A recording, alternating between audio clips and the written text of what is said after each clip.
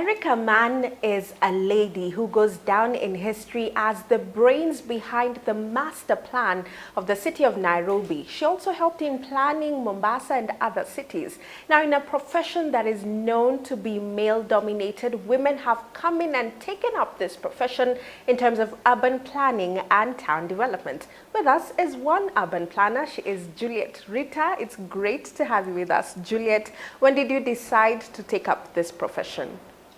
Planning came to me by coincidence because I joined public university, Nairobi University, and that's where I first took the first degree in planning. And then after that I made the conscious decision to further and specialize in planning, in transportation planning, where I took my master's in the University of Stuttgart, Germany. For how long have you been an urban planner? Over 10 years now. Okay. And how has the experience been so far? So far, I enjoy planning. I love it, and it's actually my passion other than being a career. Okay. Take us through your itinerary in a normal day as an urban planner. How does it look like? Well, it depends on what kind of a project you're handling, because a project comes to us in various forms and magnitude. You can have a small development, a small project in terms of, say, a residential building, where you normally then you just go to site, prepare a report, and help the client process planning approvals like change of use at the county government. Or you can have a high magnitude project where you're part of a team with other specialists. And this could be a project of big magnitude like infrastructure projects, say a road project, an airport project. And that would require more of your input in the field and not basically just sitting in the office. All right. So that's how your normal day looks like for the past 10 years. For a normal day is most of the times you're out in the field with very minimum time in the office preparing report. Being a lady who is an urban planner, what are some of the challenges you've faced? The main challenge has been getting like an acknowledgement that you can do the work from the society, because they expect to see a grown man coming to do the technical work. So when you turn up as a young lady, then people are turning to you like, are you sure you can be able to deliver? So those are some of the challenges, because over and above then you have to do extra work to prove that you can do it in the industry. How have you been able to overcome such? Mastering my profession. And taking up projects that I am sure that I can deliver, and I deliver them very effectively and efficiently to the clients. Mm-hmm. Why do you think there are few urban planners who are ladies? It's more of a perception, because people out there, especially when they are choosing a career, people are not well informed of even the role an urban planner plays. And also, women are more afraid of joining professionals in the construction industry. Mm-hmm. Yeah. Are there any achievements, I'm sure there must be, which you have gotten so far in the last 10 years? Tell us about that. So, my achievements, I would more or less package them in terms of the projects that I've been able to do. And one key project I've done here in Kenya is participated in the Kenya Informal Settlement Improvement Project, which is a project funded by the World Bank under the KISI program in the Ministry of Lands.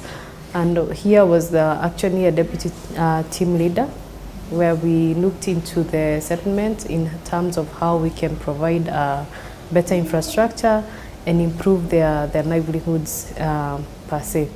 Also, the other key projects that I've been able to participate, I've also taken part in the Southern Bypass feasibility study.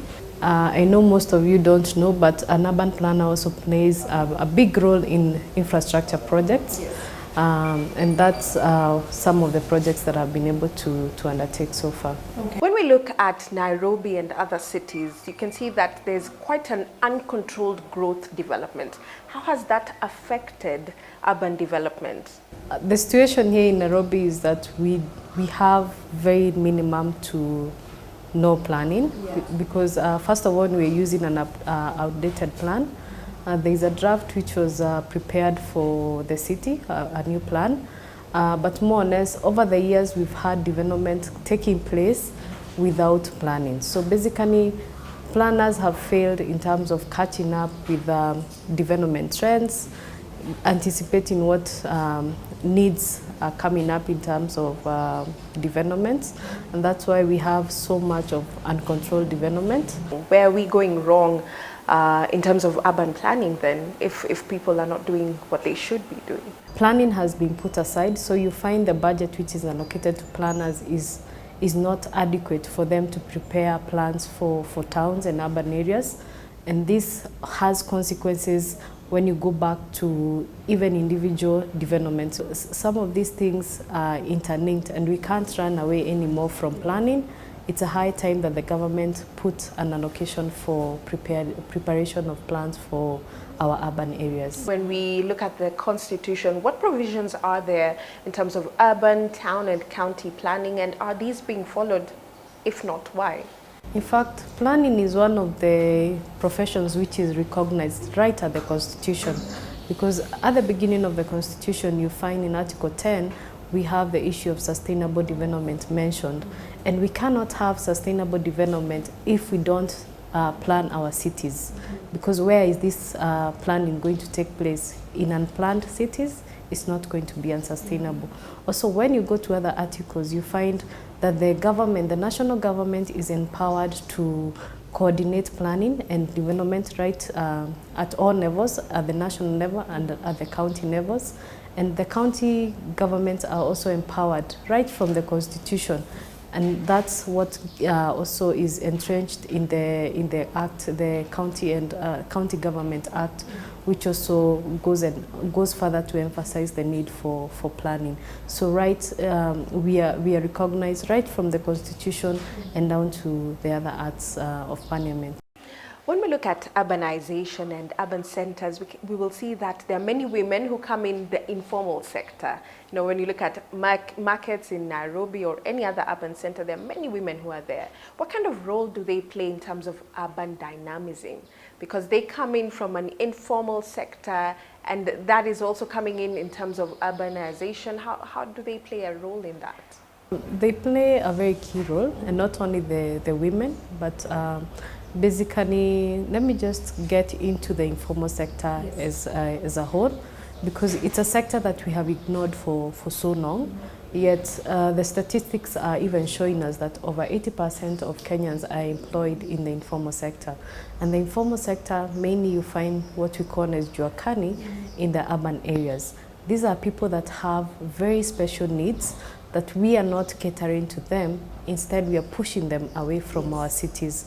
So I would say it's a high time as planners and as well as other professionals and the county government that we took an interest in the informal sector and see how we can integrate these people into the urban fabric and intermarry them into our economy, because they are playing a very key, significant role in terms of generating employment and jobs, and this is the future of Kenya, basically. Do you feel that there is so much influence in terms of bringing in revitalization in city centers, and then we seemingly forget the local communities? We're trying to bring in foreign business, foreign investors, but then what happens to the local communities? What can you say about that? So you can look at it as both an opportunity and also as a challenge, because some of these foreign investors, we've had a provision in the budget which was made recently, and it provides basically incentives for them to come and set up their industries and manufacturing plants in Kenya.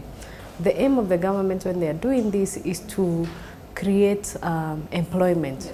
But the way I look at it in terms of an opportunity also for the local community is how the local community can take up the role, the opportunities which are coming up with the foreign investors. If you can work with an international company, well and good. You may have a resource that they're looking for in terms of land, in terms of man labor, and that's also one of the areas that us as planners, we can inform you as a local person.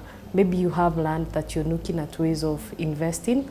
You don't have to put up flats. You can actually lease out your land or get into partnership with a company that is looking for setup here in the country. So there are lots of opportunities. It's just the way you probably It's the way you look at it. All right. Yeah. Tell us how climate change affects urban development. When it rains or in terms of drainage, tell us about that and what are urban planners doing to curb that?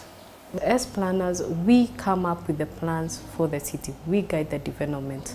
When you look at how you position your buildings, what kind of buildings that you have, planners actually have a lot of power. We can dictate even if you have flat roofs or whether you require to leave a way leave for drainage of water. We also can dictate even the colors of your buildings and how high your buildings can go.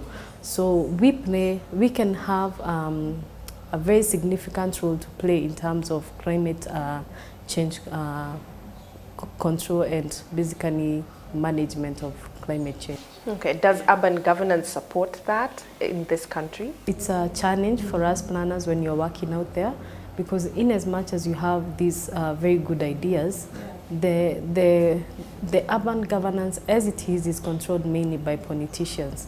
We are looking at a scenario that you have to send your concept to the MCAs, you have to send your concept to the governor. And yet you have an upper hand. Yes. You know what is needed. So it's a challenge because you're dealing with people who are looking at the immediate gains and not the long-term gains that you'll get in 20, 25 years to come. Mm-hmm. Yeah. So then moving forward, what are we expecting in terms of urban planning, in terms of town development? The population is growing, so we're not becoming fewer, we're actually becoming more.